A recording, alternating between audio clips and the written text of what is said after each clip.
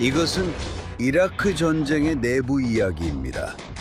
그 전쟁을 직접 겪은 남성과 여성들이 들려줍니다. 저 교회가 곧 폭발할 거야. 우린 당장 거기서 빠져나가야 해. 2003년 3월 20일 미국과 그 동맹국들의 대대적인 이라크 침공이 시작되었습니다. 미국 대통령 조지 W. 부시 행정부가 내세운 주요 이유는 사담 후세인 정부가 대량 살상 무기를 숨기고 있다는 것이었습니다. 여기에는 화학무기, 생물무기, 그리고 잠재적으로는 핵무기가 포함되어 있습니다. 워싱턴은 또한 사담을 잔혹한 통치와 국제 테러와 연관이 있다는 의혹 때문에 제거해야 한다고 말했습니다. 하지만 군인들이 이라크에 들어가기 전까지 정부가 무너진 후에 실제로 어떤 일이 일어날지는 아직 명확하지 않았습니다. 이라크와 미국 사이에는 오랫동안 긴장이 있었습니다.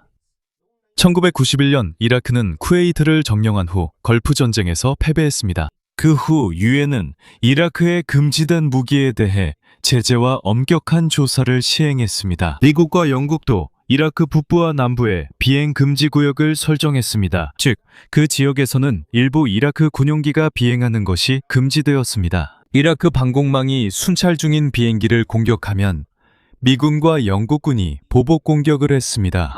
그래서 대규모 전쟁 전부터 하늘에서는 이미 작은 전투가 이어지고 있었습니다. 미국은 만약 새로운 전쟁이 발발할 경우를 대비해 이미 군사작전 계획을 준비해 두었습니다.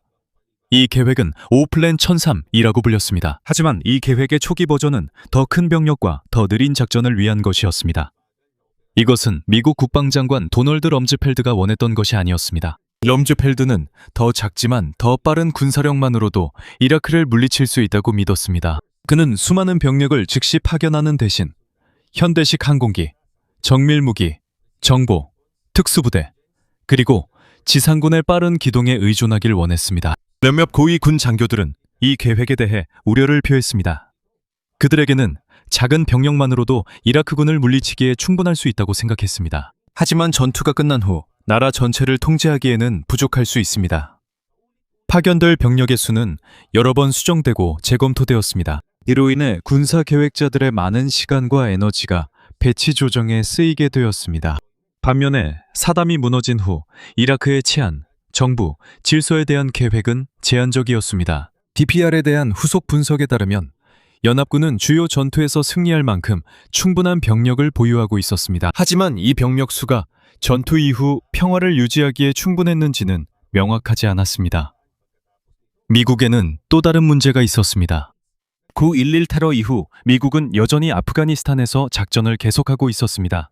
미국은 그곳에도 병력, 항공기, 정보팀, 그리고 자금을 투입해야 했습니다. 즉, 미국의 모든 군사 자원을 이라크로 옮길 수는 없다는 뜻입니다. 처음에 미국은 북쪽과 남쪽에서 동시에 이라크에 진입할 계획이었고 주력 부대는 남쪽의 쿠웨이트에서 올 예정이었습니다. 한편 대규모 미군 부대가 터키를 통해 이라크 북부를 공격할 예정이었습니다. 하지만 2003년 3월 1일 터키 의회는 미군 지상군이 자국 영토를 사용하는 것을 허락하지 않았습니다. 이로 인해 미국은 침공이 시작되기 몇 주 전 계획을 변경할 수밖에 없었습니다. 새로운 전략에서는 가장 큰 연합군이 쿠웨이트에서 출발하게 되었습니다. 그들은 또한 남부의 각 도시마다 멈춰서 오랫동안 싸울 생각도 없었습니다. 그들의 주요 목표는 즉시 돌파하여 이라크군의 통신을 파괴하고 사담 정부가 제대로 된 방어를 구축하기 전에 신속하게 바그다드에 도달하는 것이었습니다.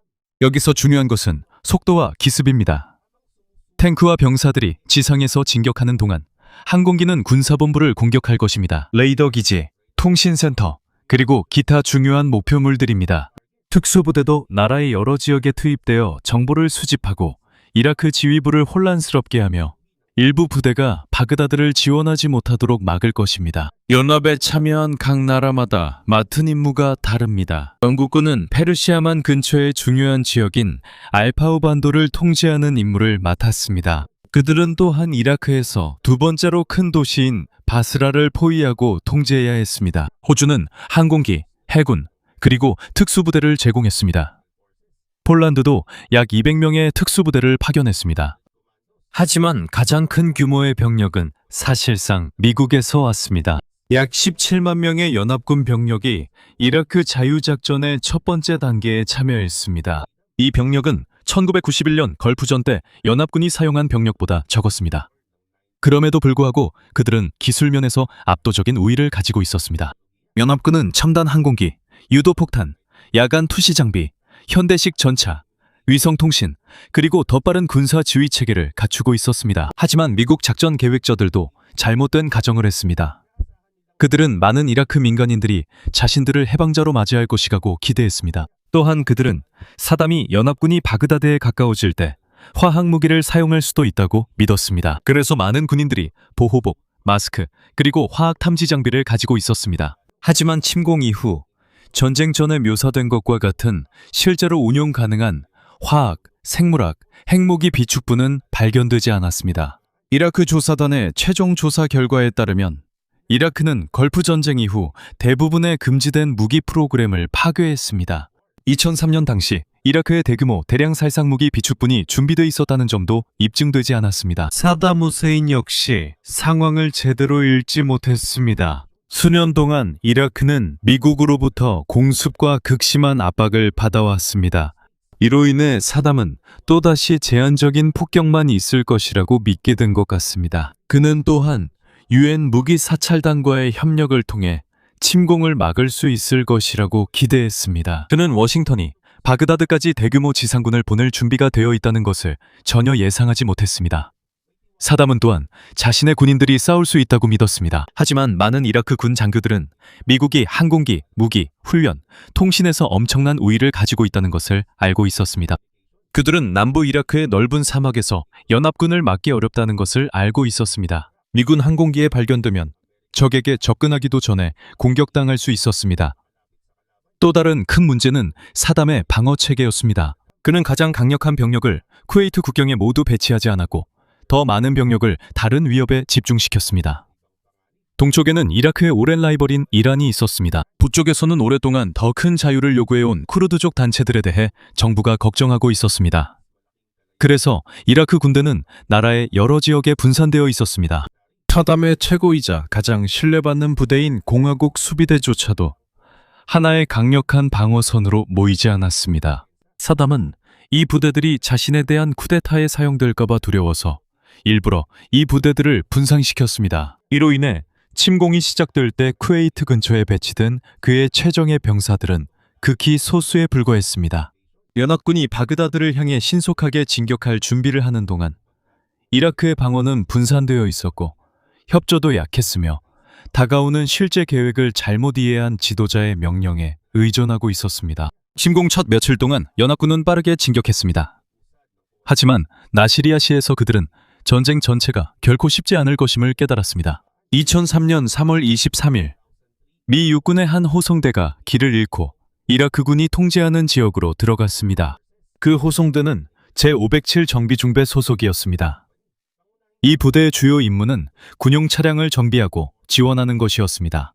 이들은 치열한 전투에 선봉에 설 부대는 아니었습니다. 호송대는 차량 18대와 병사 33명으로 구성됐고 잘못된 방향으로 나시리야 시내에 진입했습니다.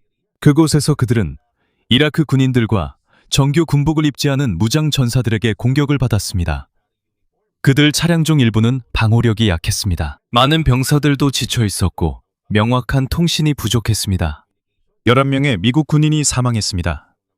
7명은 포로로 잡혔고 다른 이들은 부상을 입거나 일시적으로 부대에서 떨어졌습니다. 내복은 연합군이 사막에서는 빠르게 움직일 수 있지만 도시로 들어가면 상황이 훨씬 더 위험해진다는 것을 보여주었습니다. 많은 건물들, 좁은 도로, 다리와 운하, 그리고 적이 숨을 수 있는 장소들이 있습니다. 누가 평범한 민간인이고 누가 무장한 전사인지 구분하기도 쉽지 않습니다.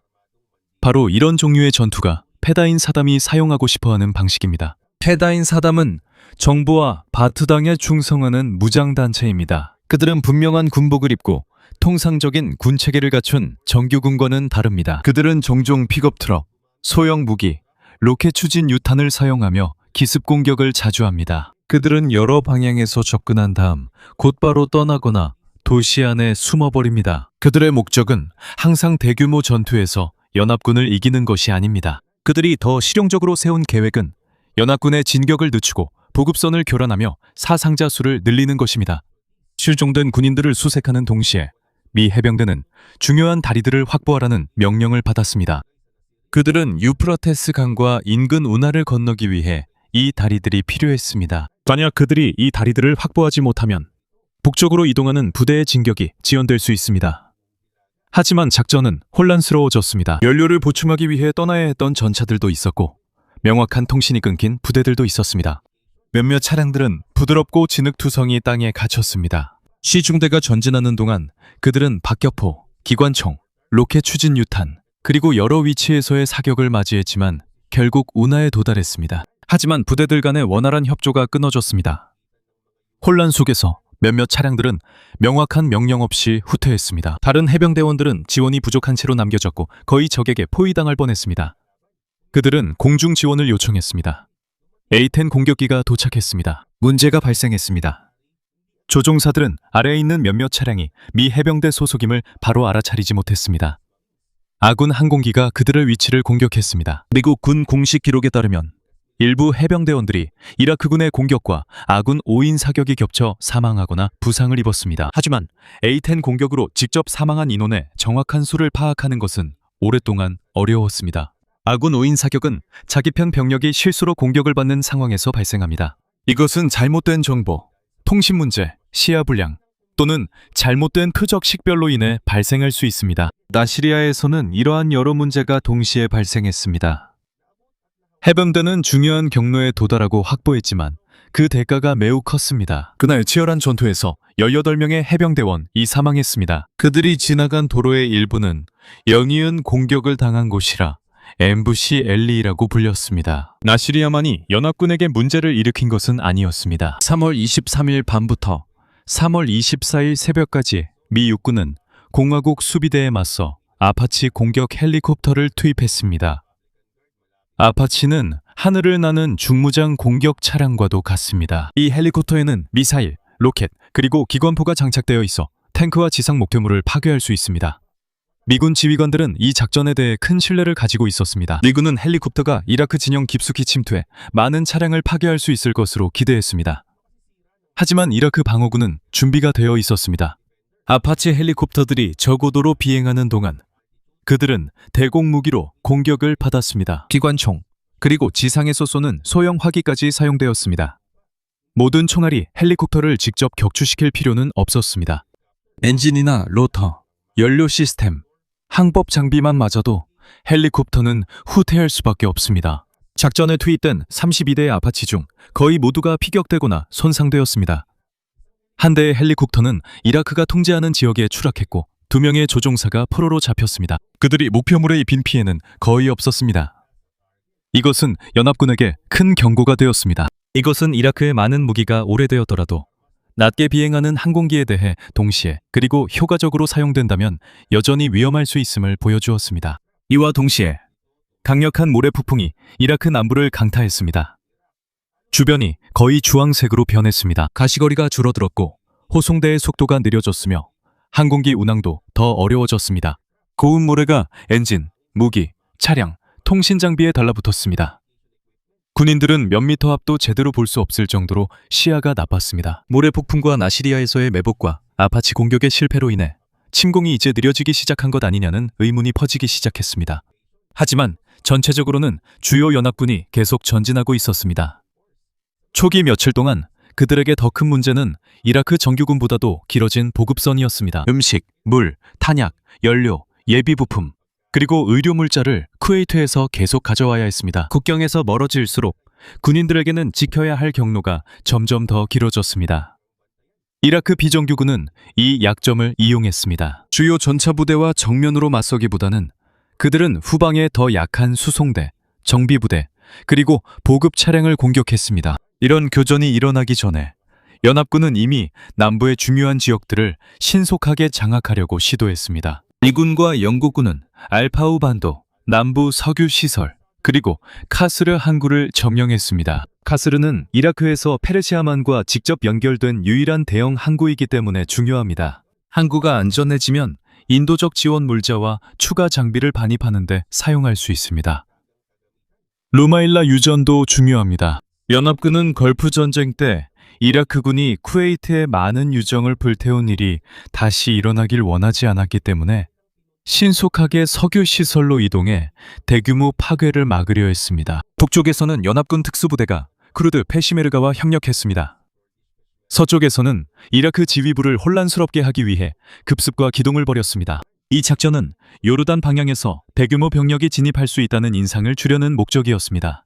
침공 전에 미국 정보기관은 일부 이라크 지휘관들이 사담 후세인에게서 이탈하거나 항복하도록 설득하려고 시도했습니다. 그들은 전화, 이메일, 전단지, 그리고 군 부대에 보낸 메시지 등을 사용했습니다. 하지만 초기 며칠 동안 대규모 이탈은 일어나지 않았습니다. 항복한 사람들도 있었지만 많은 이들은 두려움이나 정부의 명령 혹은 아직 싸울 수 있다는 믿음 때문에 자리를 지켰습니다. 이라크 군대의 규모는 컸지만 그렇다고 모두가 싸울 준비가 되어 있다는 뜻은 아니었습니다. 그들의 탱크 중 상당수는 낡았거나 고장났거나 정비가 부족했습니다. 부대 간의 통신도 약했습니다. 뛰어난 이라크 장교들도 있었지만 그들이 항상 최고위직에 있는 것은 아니었습니다. 사담 정권 아래에서는 군사 전략 능력보다 바트당에 대한 충성이 더 중요하게 여겨졌습니다. 이로 인해 많은 지휘관들이 스스로 결정을 내리는 것을 두려워했습니다. 상황이 빠르게 변해도 그들은 위에서 내려오는 명령을 기다려야 했습니다. 2003년 3월 17일 부시 대통령은 사담과 그의 아들들에게 48시간 안에 이라크를 떠나라고 최후 통첩을 내렸습니다. 이라크 지도부는 이를 거부했습니다. 그로부터 이틀 후 미국은 바그다드 외곽의 도라농장 지역을 폭격했습니다. 당시 정보에 따르면 사담과 몇몇 고위 관리들이 그곳에 있을 것으로 믿었습니다. 하지만 그는 그곳에 없었습니다. 이후에도 지도부, 지휘센터, 통신 시스템, 군사 목표물에 대한 추가 공습이 이어졌습니다. 3월 20일, 주요 지상군이 국경을 완전히 넘었습니다. 그들은 빠르게 이라크 남부로 진입했습니다. 하지만 나시리아와 카르발라에서의 사건들은 처음으로 명확하게 보여주었습니다. 빠른 속도와 첨단 무기만으로는 모든 문제를 피할 수 없다는 것을요. 눈에 잘 띄지 않는 적들도 있었습니다. 그리고 어떤 도시는 모든 거리를 미로처럼 만들 수 있었습니다. 그리고 빠른 작전 중에는 단 한 번의 잘못된 방향 전환, 고장난 무전기, 혹은 잘못된 목표가 큰 손실로 이어질 수 있었습니다. 연합군이 바그다드에 가까워질수록 텔레비전에서는 또 다른 전투가 벌어지고 있었습니다. 펜타곤은 대중의 지지가 중요하다는 것을 알고 있었습니다. 그래서 600명 이상의 기자들이 미국과 영국 군대에 직접 합류했습니다. 이 기자들은 군 동행 기자라고 불렸습니다. 이들은 호송대와 함께 이동하며 군인들 가까이에서 잠을 잤습니다. 그리고 전투를 바로 눈앞에서 목격할 수 있었습니다. 이 때문에 그들은 전장에서 실제 영상을 빠르게 보낼 수 있었습니다. 하지만 이것에는 대가가 따릅니다. 그들은 식량, 차량, 정보, 그리고 안전을 군대에 의존하기 때문에 과연 중립을 지킬 수 있는지에 대한 의문이 제기되었습니다. 그들은 또한 전쟁을 한 부대에서만 볼 수 있습니다. 그래서 항상 전체 상황을 볼 수 있는 것은 아닙니다. 펜타곤 입장에서는 이 프로그램이 성공적이었습니다. 언론 브리핑에만 의존하는 대신 TV 네트워크들은 전선에서 직접 탱크, 군인, 그리고 전투 장면의 영상을 계속해서 받을 수 있었습니다. 이와 동시에 연합군은 이라크 군대를 상대로 심리전을 펼쳤습니다. 수백만 장의 전단지가 하늘에서 뿌려졌습니다. 이 전단지에는 싸우지 말고 석유 시설을 파괴하지 말며 위험한 명령에 따르지 말라는 내용이 적혀 있었습니다. 모두가 즉시 항복한 것은 아니었습니다. 하지만 많은 이들이 옷을 갈아입고 무기를 버린 채 집으로 돌아갔습니다. 많은 평범한 이라크 병사들은 사담을 신뢰하지 않았습니다. 그들은 또한 상대가 항공기, 탱크, 통신, 정밀 무기에서 확실한 우위를 가지고 있다는 것을 알고 있었습니다. 잠시 진격이 멈춘 후 미군 주력 부대는 다시 바그다드를 향해 움직였습니다. 가장 중요한 길은 카르발라 갭이었습니다. 이곳은 카르발라와 그 동쪽의 큰 호수 사이에 있는 좁은 길입니다. 이곳을 통과하면 남쪽에서 바그다드에 더 쉽게 도달할 수 있습니다. 몇몇 이라크 지휘관들은 주요 공격이 이곳을 통과할 것임을 알고 있었습니다. 하지만 정부로부터의 명령은 혼란스러웠습니다. 외부 관리들은 계속해서 공격에 대한 과장된 보고서를 보내고 있었습니다. 연합군의 패배에 관한 내용이었습니다. 이로 인해 이라크 지도부는 미군이 얼마나 가까이 왔는지 명확히 알지 못했습니다. 사담도 여전히 진짜 대규모 공격이 서쪽에서 올 수 있다고 의심하고 있었습니다. 그의 아들 쿠사이가 많은 군사 결정을 맡고 있었습니다. 명령은 무전기가 아니라 전령을 통해 자주 전달되었습니다. 이는 연합군이 그들의 위치를 추적하지 못하게 하기 위함이었습니다. 이 방법은 전자감시에 더 안전하지만 훨씬 느립니다. 명령이 한 부대에 도착했을 때는 전장의 상황이 이미 달라졌을 수도 있습니다. 2003년 4월 2일 미군 제3보병사단 이무사이브 근처 유프라테스 강의 중요한 다리에 도착했습니다. 그들은 탱크와 다른 차량들이 바그다드로 이동할 수 있도록 다리를 확보해야 했습니다. 이라크 공병들은 다리를 폭파하려고 시도했습니다. 일부가 파손되었지만 여전히 건널 수 있었습니다. 미군은 이라크 방어군이 그들의 움직임을 보기 어렵게 하려고 연막을 사용했습니다. 아파치 헬리콥터, 브래들리 전투 차량, 돌격보트도 지원에 나섰습니다. 이라크 포병의 포격이 거셌지만 그것으로는 에이브럼스 전차와 브래들리 차량의 두꺼운 장갑을 쉽게 뚫을 수 없었습니다. 미군 기갑부대가 강을 건너자 이라크 방어군은 근접전에서 패배했습니다. 이라크군은 다리를 공격하기 위해 폭약을 실은 트럭을 사용하려고 했지만 이 트럭들은 목표 지점에 도달하기 전에 발견되어 파괴되었습니다. 연합군이 도하 지점을 장악하면서 바그다드로 향하는 주요 도로가 열렸습니다. 남쪽 바스라에서는 영국군이 더 신중하게 움직이고 있습니다. 그들은 즉시 도시 중심부로 깊숙이 진격하지 않았습니다. 먼저 도시를 포위하고 정보를 수집한 뒤 정부에 충성하는 군대가 약해지기를 기다렸습니다. 신중한 접근이 중요한 이유는 바스라에 거주하는 많은 사람들이 시아파 무슬림으로 오랫동안 사담 정권으로부터 탄압을 받아왔기 때문입니다. 결국 영국군도 진입하여 도시를 점령했습니다. 바그다드에서 미국인들의 첫 번째 계획은 수도를 서서히 포위하는 것이었습니다. 그들은 주변에 기지를 세우고 연속적인 습격을 실시한 뒤 도시 전체를 장악할 계획이었습니다. 하지만 이라크의 방어가 약하고 혼란스럽다는 것을 지휘관들이 확인한 후 계획이 바뀌었습니다. 4월 4일 미군은 바그다드 국제공항을 점령했습니다. 이것은 중요한 승리였습니다. 왜냐하면 그들은 이제 수도의 서쪽에 도달했고 보급품과 추가 병력을 위한 안전한 거점을 확보했기 때문입니다. 그 후 제3보병사단은 바그다드로 탱크를 진입시키기 위한 허가를 요청했습니다. 이런 공격을 썬더런이라고 불렀습니다. 이것은 평범한 순찰이 아니었습니다. 탱크와 장갑차가 도시에 빠르게 진입하는 작전으로 방어선을 시험하는 것이 목적이었습니다. 방어선을 시험하고 적의 진지를 파괴하며 연합군이 수도에 진입할 수 있음을 보여주는 것이었습니다. 4월 5일 미군은 첫 번째 썬더런을 실시했습니다. 28대의 에이브람스 전차와 14대의 브래들리 차량, 이 주요 고속도로를 따라 공항으로 진격했습니다. 그들이 전진하는 동안 건물, 차량, 그리고 도로 옆에서 공격을 받았습니다. 한 대의 에이브람스 전차가 파손되어 버려졌습니다. 이 전차는 이라크군에 넘어가지 않도록 아군 항공기가 폭격했습니다. 이라크 정부는 파손된 전차의 영상을 미국군을 저지했다는 증거로 사용했습니다. 하지만 주력 기갑부대는 결국 목적지에 도달했습니다. 첫 번째 기습 공격은 바그다드에 여전히 저항이 존재한다는 것을 보여줬지만 제대로 된 중앙지휘부는 없었습니다. 이틀 후 미국군은 더 대규모의 썬더런을 실시했습니다. 공항으로 단순히 돌아가는 대신 장갑부대는 바그다드 중심의 정부지구로 방향을 틀었습니다. 그들은 빠르게 대통령 궁전 지역에 도착했습니다. 도로가 넓고 주변이 탁 트여 있어서 탱크들이 접근하는 이라크 전투원들을 더 쉽게 발견하고 공격할 수 있었습니다. 하지만 그곳에 머무르는 것은 큰 위험이었습니다. 그들은 연료, 음식, 그리고 탄약을 공급받아야 했습니다.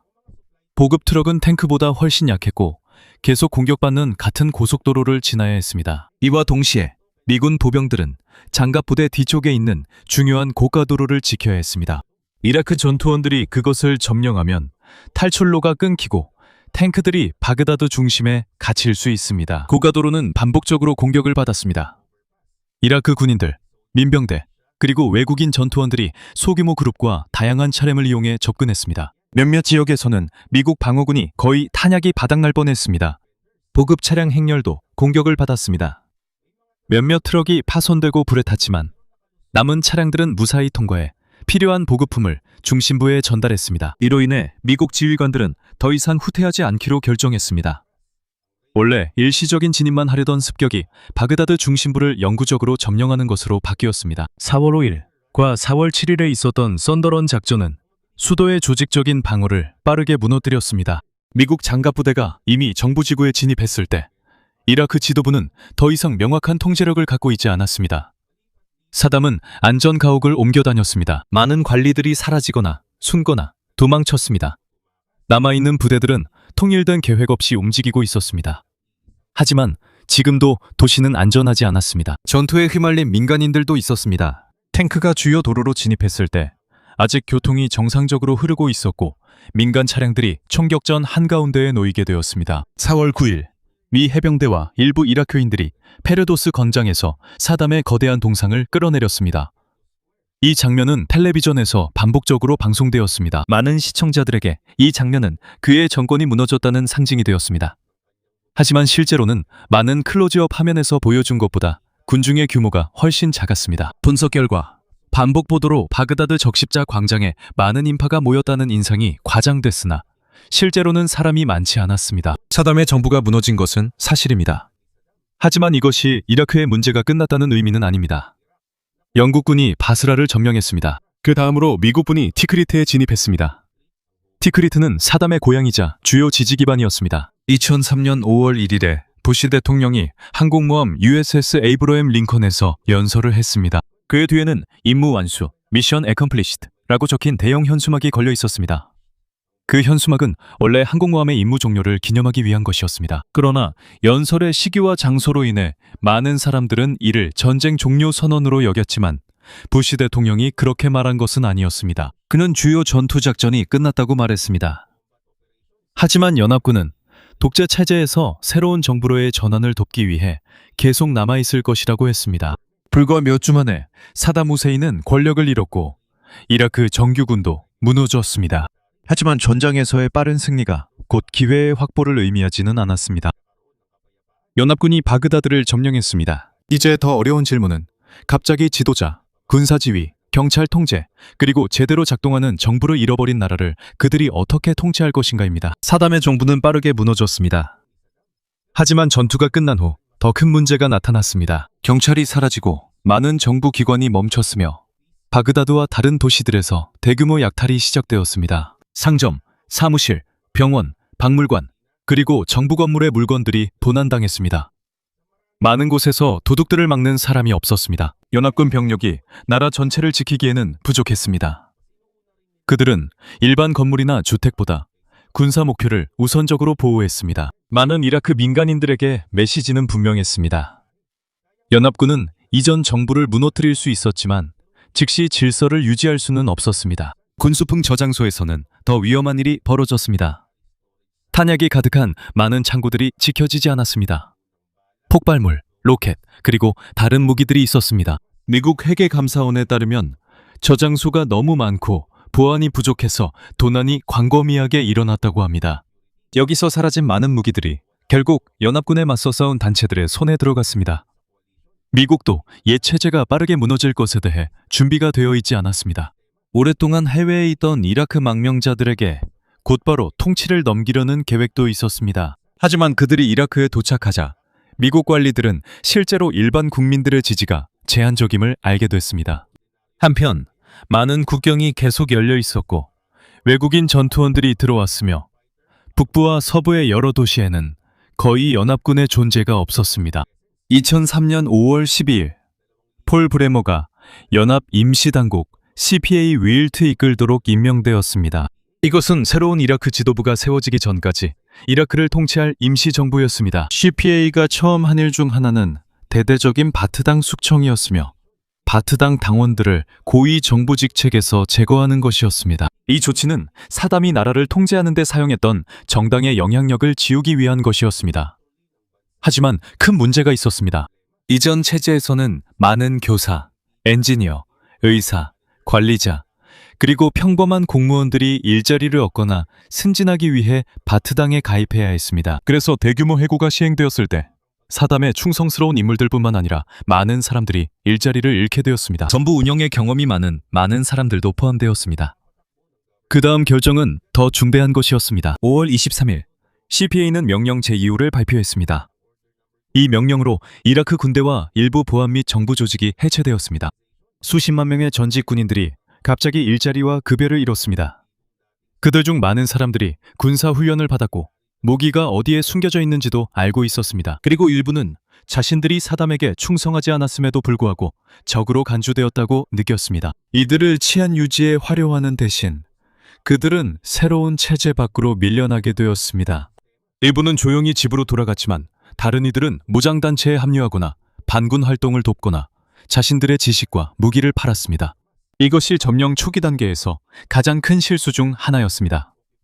동시에 대중의 분노도 커져갔습니다. 처음에는 사담이 사라진 것에 기뻐했던 이라크인들도 있었지만 곧 전기, 일자리, 경찰 보호, 기본 서비스가 사라지면서 그 기쁨은 두려움과 의심으로 빠르게 바뀌었습니다.